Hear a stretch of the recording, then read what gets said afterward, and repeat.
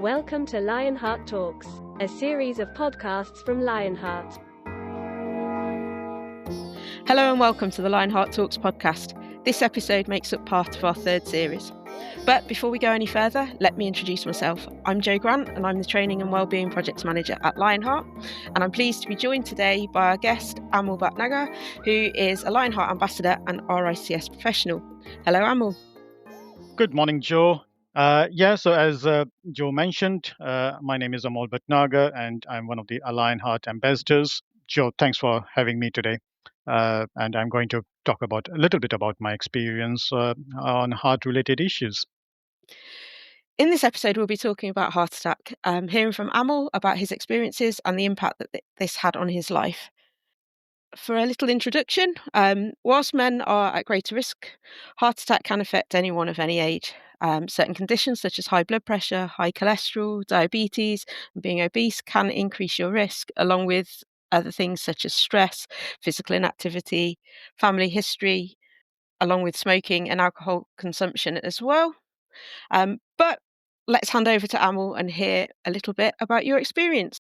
Thanks, Jo. And while you were doing this introduction, that it can happen to anyone, it just reminded me about Equalities Act. It doesn't discriminate against any age, sex, or anything. So it can happen to anyone. Don't think that you are a superhero or you are immune. It can happen to anyone.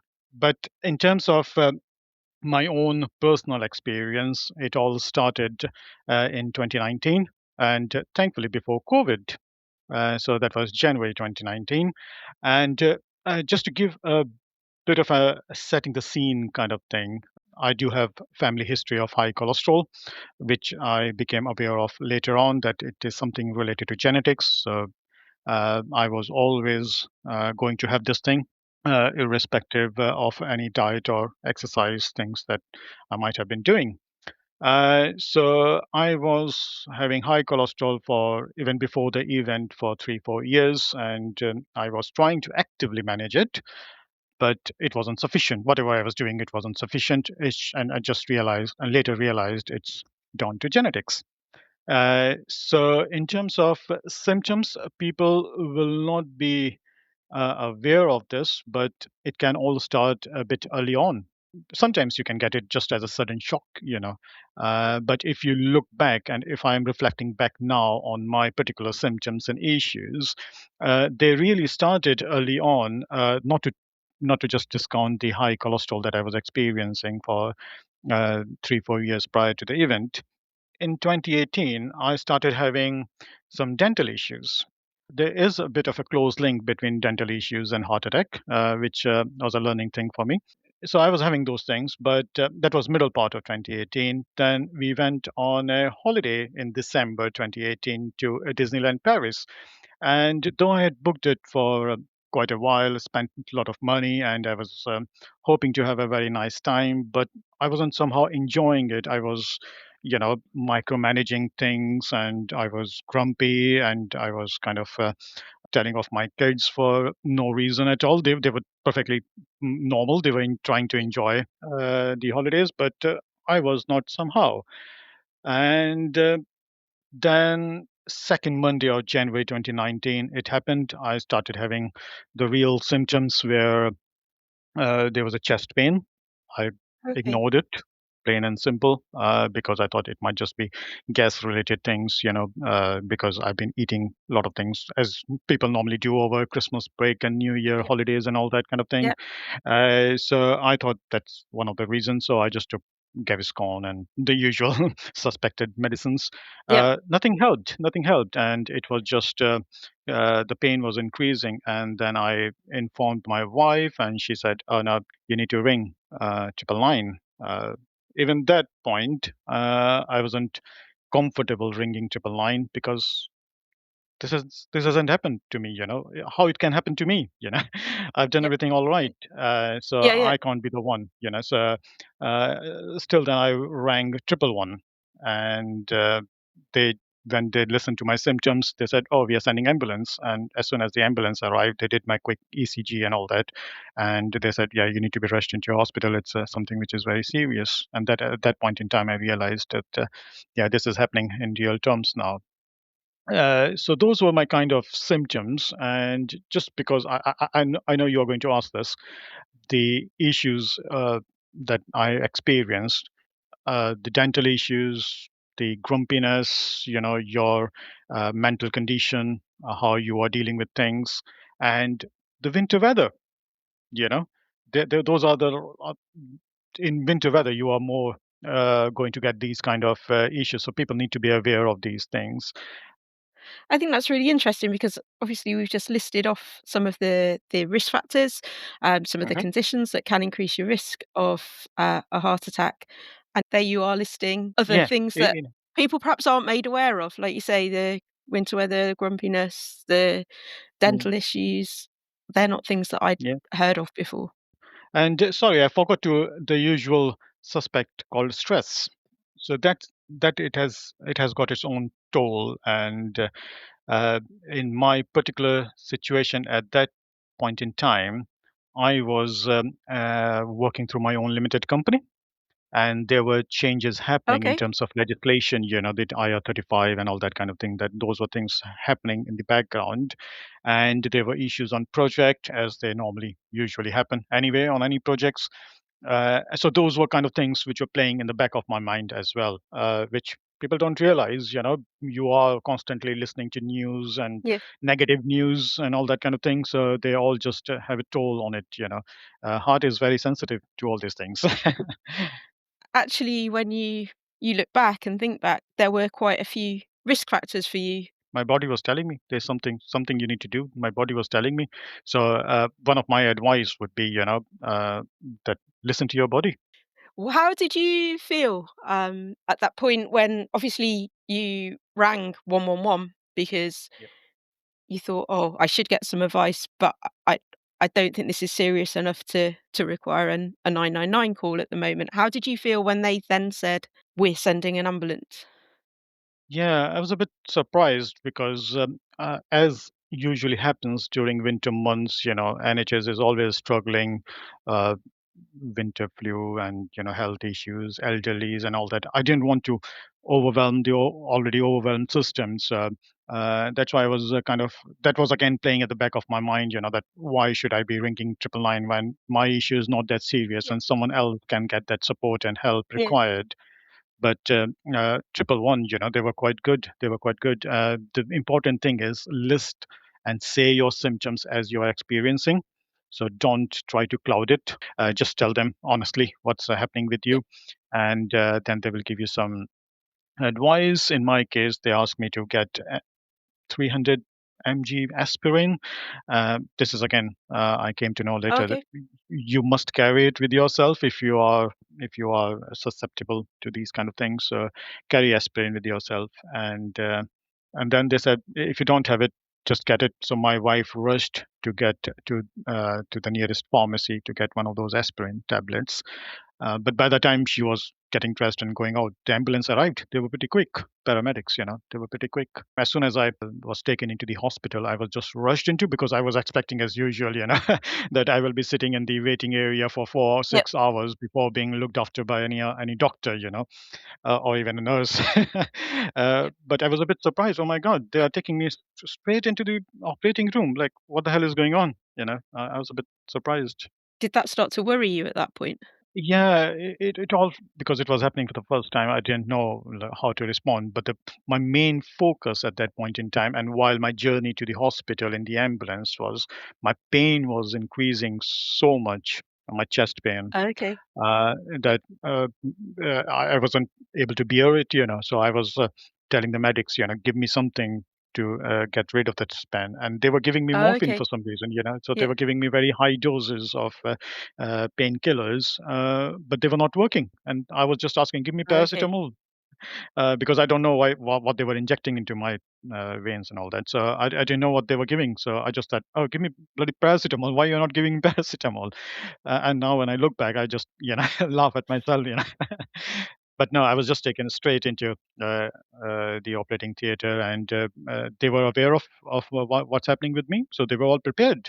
And Joe, you will be surprised that as soon as the treatment finished, which took around 20 to 30 minutes maybe, in opening up the veins, arteries, sorry. and putting those stents in, Okay. the pain just disappeared, as if nothing has happened. And I was telling Okay. the people who were operating on me, the surgeons or the doctors, I was telling them, "Oh, can I go to office tomorrow? I've got meetings planned, and I've got so much work to do because that Oh, was wow. Monday. I had already planned my Mm. week. Like these are the things I need to do." So I just said, okay, take all these things off, of my body. I need to go and attend my meetings tomorrow morning. Yeah. So just let me go. And they said, no, no, no, you don't realize what has happened to you. You just need to be in the hospital for a couple of days. Potentially, that's a sign also, though, of the stress that you were under, that at that point, your thoughts were, "I need to get back to the office. I need to do this week," and not thinking about Health. necessarily the recovery from what you've just had done and your health. Yeah, it was the stress and work and what needed to be done. So, how long were you in hospital after that happened, and what was the recovery like? Yeah, it was 2 days only, actually. And I was discharged, and then I was offered a rehabilitation program which lasted Mhm. for 8 weeks, I think.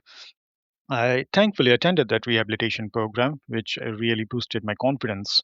But for initial couple of weeks, when they were sorting out my appointments and all that, I had to be at home, and I had to deal with whatever is going on in my head on my own, basically, which I think is a bit of Yeah. a difficult part. But once I was on rehabilitation program, uh, I just gained my confidence. Longer term as well. So you had the rehabilitation program, but have you made longer term lifestyle changes? Was there a longer term effect on your health physically? I'm now on lifelong medication, so I need to take 5, 6 medicines with breakfast and then one at the dinner time. So that's one of the impacts, that you need to be on top of your medicines, regular checkups, and personally managing stress. So don't think that you can win everything. You can help others win things, but don't stress on winning everything on your projects, especially given that we are in construction Yeah. and surveying kind of field, which is known to be a bit stressful than the others. And Yeah. just simple things, even like planning holidays. I now go for like self-catering ones rather than all-inclusive ones. People might Okay. find it funny, Yep. but I think it's good if you go for self-catering, because then you can control your diet and what you are consuming. But in all-inclusive ones, Yep. there's no control as such. So those are the little things that you need to think about, Mm. and it all comes Yeah. with careful maybe planning and discussing with people. Short term, I would say I went into a shell, and that's how it linked to my long term Okay. things. So I went into Yeah. my shell. I was just on my own, grappling with different questions, like even like what is life, and why it Yeah. happened to me, and what is going to happen financially, what is going to happen with my job. Will I'm still employable or not? Is someone going to employ me? And what will happen to my kids' education and future and all sort of things, and then at personal level, like, okay, how I'm going to cope with it, what can I do differently, so those kind of things, and then they just transpired into my long term. Everyone has to Yeah. build their own kind of long term strategy of dealing with these things, because everyone is unique. But you can get Yeah. help from a lot of sources. As one of them is Lionheart. Yeah. Yeah. And we'll talk a little bit more towards the end of this podcast about how Lionheart can support people going through something such as heart attack or maybe stroke or other sudden health event that may come about. Do you think that you've become better at managing your stresses? Are you able to sort of recognize when your stress levels are building and do things to help you relax a little bit more? I'm learning. I'm Yeah. working towards it. Yeah. And what I've learned so far is that you need to keep on reminding yourself, because as humans, we just go into the rhythm of life quite quickly, and we forget about the real issues, that if you are not there, then all these things don't matter. So first of all, Yeah. you need to be there. That means your health is paramount, and then it comes your family and Yep. your loved ones, and then your responsibilities, and then with your responsibility, obviously, it comes the job and the roles that you're performing on a day-to-day basis. But Yeah. unfortunately, people do it in the reverse order. They do a lot of focus on the job Yeah. and their responsibilities and those sort of things, and then health comes at the very end, which is unfortunate, but it happens. And I was doing the same. Everyone does the same Yeah. because Yep. uh, as soon as you graduate and you are into this working life, you need to finish the targets, bring up the profit margins, impress your boss, all these kind of things. And then somehow over the years, your health, mental health issues, and all these things just become secondary, tertiary focus of yours.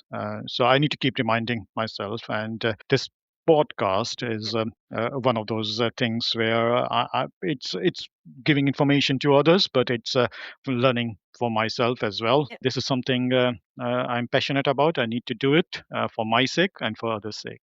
Yeah. My next question to you then is, what would you say to someone that's perhaps more recently gone through something similar? It may be a heart attack, it may be a stroke, it may be some sort of other medical event, but is now struggling to adjust to their new life or this new chapter of their life. Yeah, definitely. First of all, don't think you are alone, Hmm. because that's what's happened with myself. I thought, oh, why it happened to me? Everyone else looks fine. Everyone is enjoying life. Why it happened to me? Yeah. But to realize that everyone is struggling and suffering in one way or the other. It might not be related to heart. It can be kidneys, legs, pain, something, Yeah. women health related issues. Everyone is struggling with Yeah. something or the other. So just realize that and ask for help.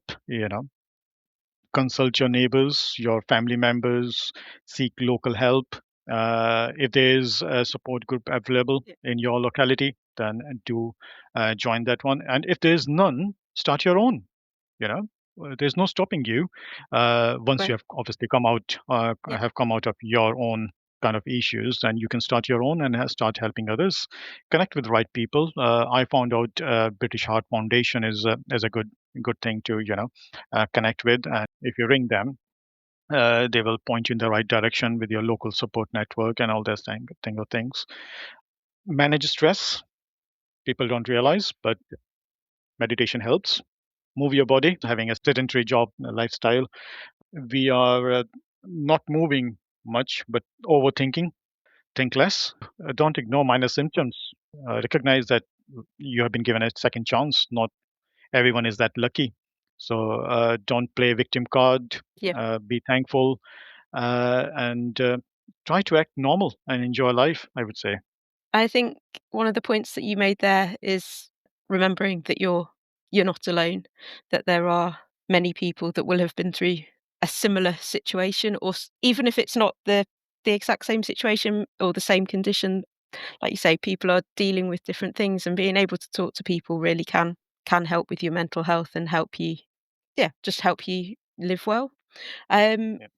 and I think actually now would be a good time for me to mention some of the support that Lionheart can offer, and we're talking about not feeling alone. Actually, over the last couple of years, on average, 10 to 12% of the calls that we receive at Lionheart are due to health, well-being, and disability. And we've supported people with long-term or life-limiting conditions, including those that have been newly diagnosed or are coming to terms with their own diagnosis.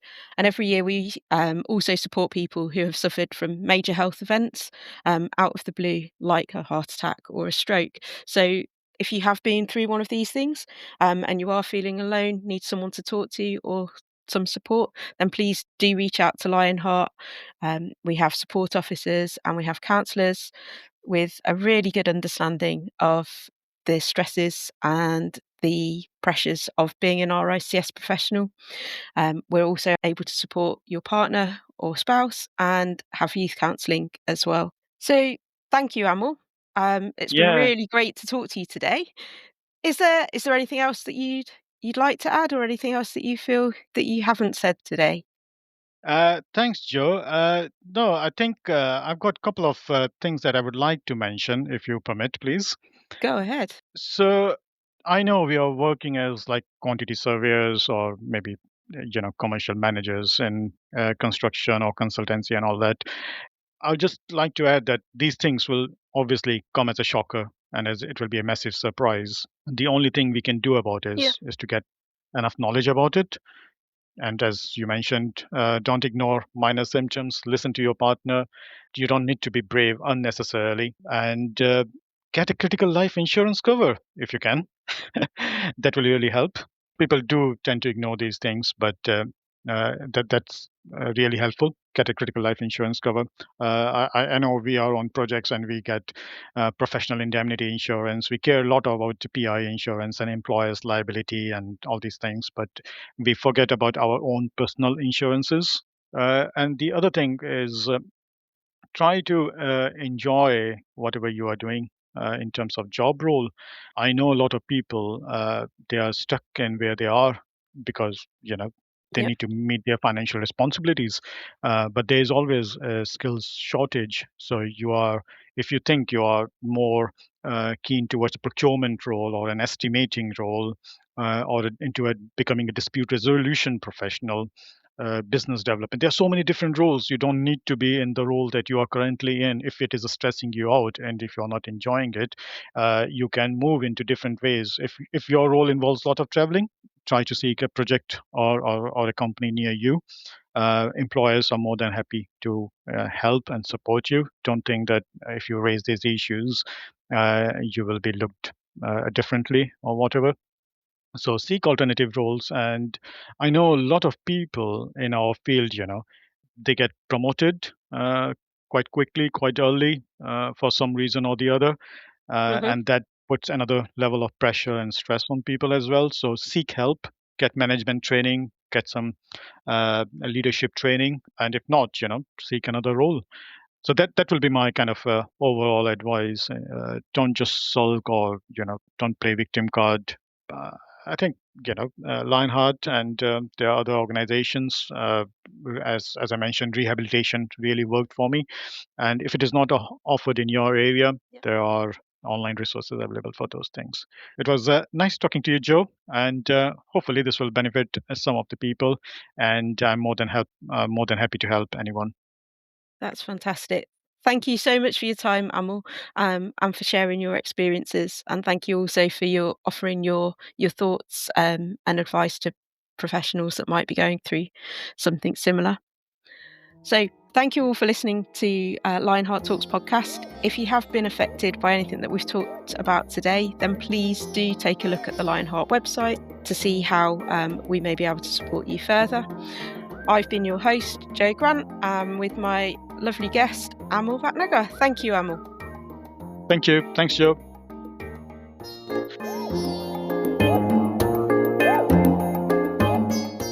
Thanks so much for joining us on LionHeart Talks, and we hope you've enjoyed the episode. Subscribe now on your favorite podcast platform to hear from us again, and don't forget you can find out more about how we're helping surveyors and their families on our website, lionheart.org.uk.